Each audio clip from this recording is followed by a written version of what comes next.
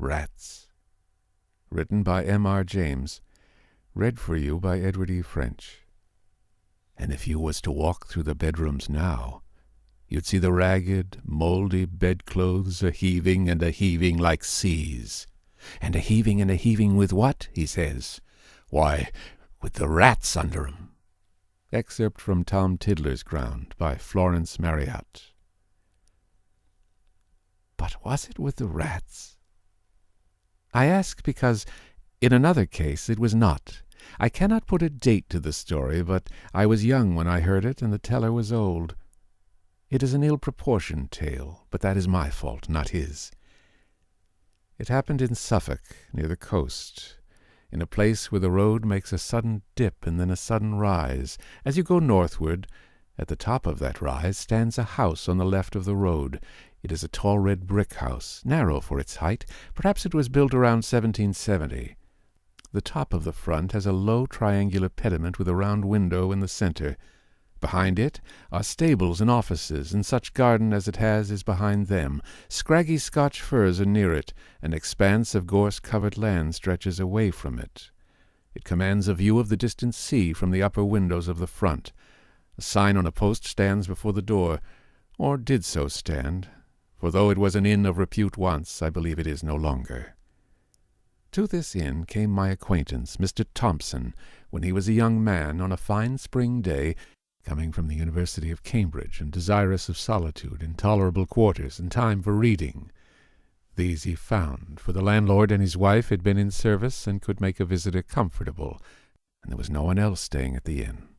He had a large room on the first floor commanding the road and the view. If it faced east, why, that could not be helped. The house was well built and warm.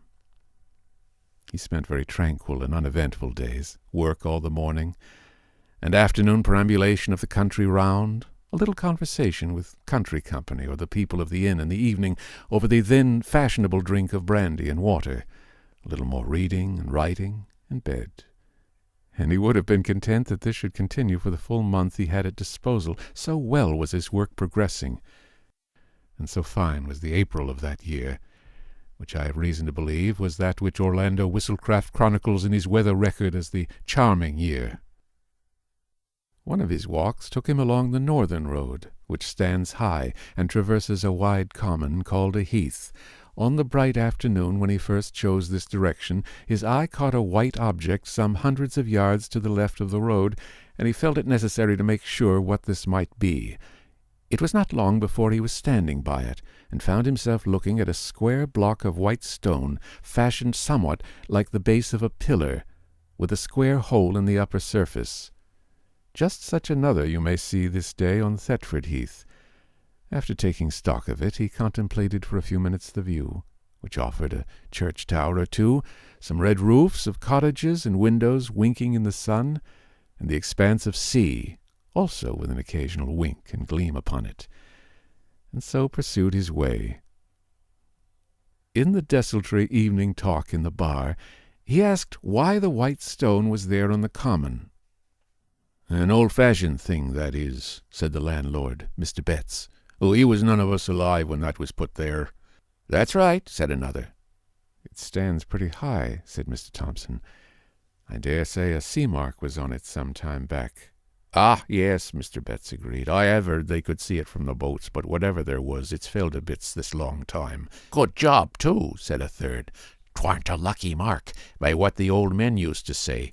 Not lucky for the fishin', I mean to say." "Why ever not?" said Thompson. "Well, I never see it myself," was the answer, "but they had some funny ideas, what I mean. Peculiar, them old chaps, and I shouldn't wonder but what they made away with it theirselves."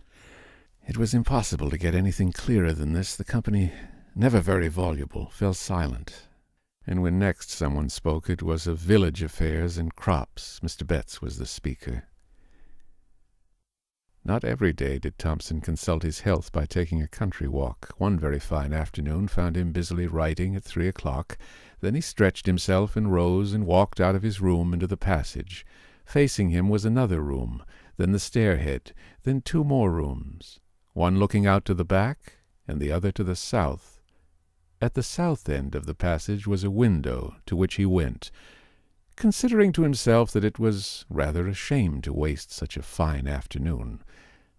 However, work was paramount just at the moment. He thought he would just take 5 minutes off and go back to it, and those 5 minutes he would employ, the Bettses could not possibly object, to looking at the other rooms in the passage which he had never seen.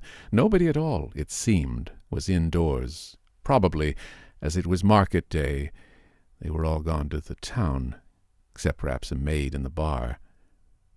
Very still the house was, and the sun shone really hot. Early flies buzzed in the window panes. So he explored. The room facing his was undistinguished except for an old print of Bury St. Edmunds. The two next him, on his side of the passage, were gay and clean, with one window apiece, whereas his had two. Remained the southwest room, opposite to the last which he had entered.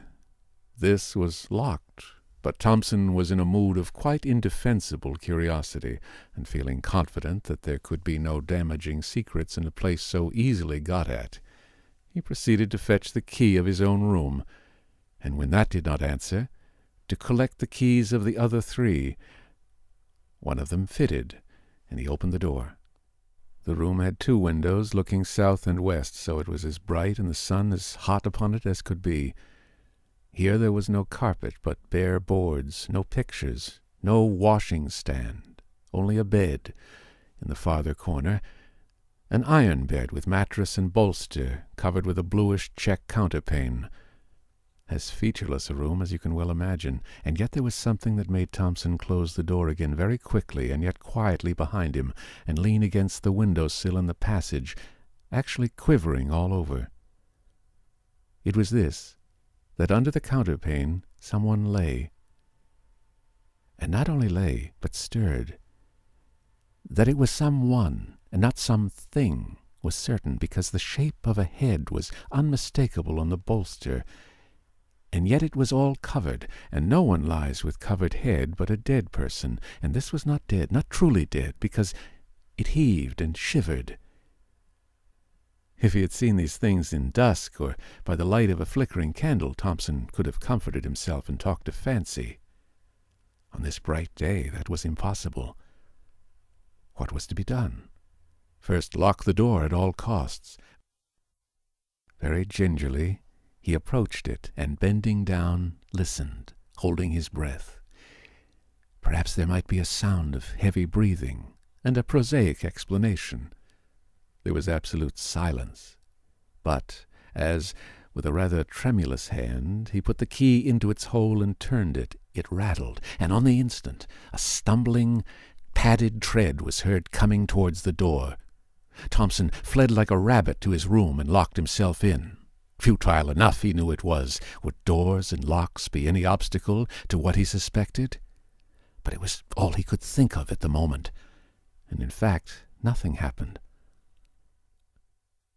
Only there was a time of acute suspense, followed by a misery of doubt as to what to do. The impulse, of course, was to slip away as soon as possible from a house which contained such an inmate. But only the day before he had said he should be staying for at least a week more, and how, if he changed plans, could he avoid the suspicion of having pried into places where he certainly had no business? Moreover, either the Bettses knew all about the inmate, and yet did not leave the house, or knew nothing, which equally meant there was nothing to be afraid of, or knew just enough to make them shut up the room, but not enough to weigh on their spirits. In any of these cases, it seemed that not much was to be feared, and certainly so far he had had no sort of ugly experience. On the whole, the line of least resistance was to stay. Well, he stayed out his week. Nothing took him past that door, and, often as he would pause in a quiet hour of day or night in the passage and listen, no sound whatever issued from that direction.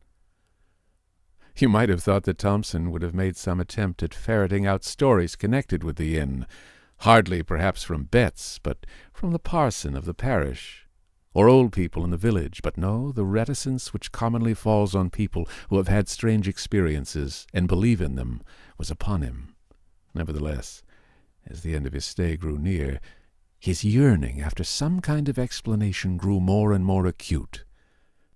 On his solitary walks he persisted in planning out some way, the least obtrusive, of getting another daylight glimpse into that room, and eventually arrived at this scheme. He would leave by an afternoon train, about 4 o'clock.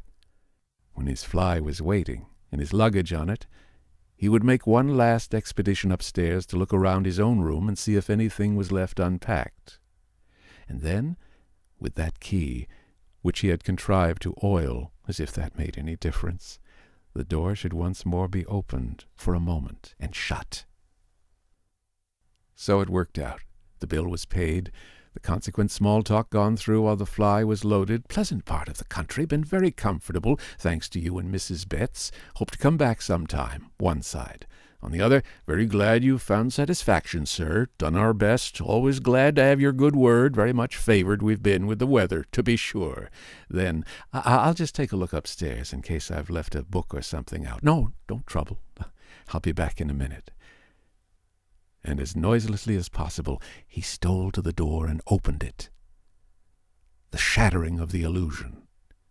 Propped, or you might say sitting, on the edge of the bed was nothing in the round world but a scarecrow. A scarecrow out of the garden, of course, dumped into the deserted room. Yes, but here the amusement ceased. Have scarecrows bare, bony feet?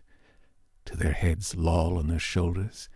Have they iron collars and links of chain about their necks? Can they get up and move, if never so stiffly, across a floor, with wagging heads and arms close at their sides, and shiver? The slam of the door, the dash to the stairhead, the leap downstairs, was followed by a faint. Awakening, Thompson saw Betts standing over him with the brandy bottle and a very reproachful face. "You shouldn't have done so, sir. Really you shouldn't. It ain't a kind way to act by persons as done the best they could for you." Thompson heard words of this kind, but what he said in reply he did not know. Mr. Betts, and perhaps even more Mrs. Betts, found it hard to accept his apologies and his assurances that he would say no word that could damage the good name of the house. However, they were accepted. Since the train could not now be caught, it was arranged that Thompson should be driven to the town to sleep there. Before he went, the Bettses told him what little they knew. They say he was a landlord here, a long time back, and was in with the highwaymen that had their beat about the Heath. That's how he come by his end. Hung in chains, they say, up where you see that stone what the gallows stood in. Yes, the fishermen made away with that, I believe, because they see it out at sea and it kept the fish off. According to their idea. Yes, we had the account from the people that had the house before we come. You keep that room shut up, they says, but don't move the bed out, and you'll find there won't be no trouble. And no more there has been. Not once he haven't come out into the house. Though what he may do now there ain't no saying. Anyway, you're the first I know that's seen him since we've been here. I never set eyes on him myself, nor don't want. And ever since we've made the servants' rooms in the stabling, we ain't had no difficulty that way. Only I do hope, sir, as you'll keep a close tongue, considering how an house do get talked about. With more to this effect. The promise of silence was kept for many years. The occasion of my hearing the story at last was this, that when Mr. Thompson came to stay with my father, it fell to me to show him his room, and instead of letting me open the door for him, he stepped forward and threw it open himself, and then for some moments stood in the doorway, holding up his candle and looking narrowly into the interior. Then he seemed to recollect himself and said, "I beg your pardon. Very absurd, but I can't help doing that, for a particular reason." What that reason was I heard some days afterwards, and you have heard it now.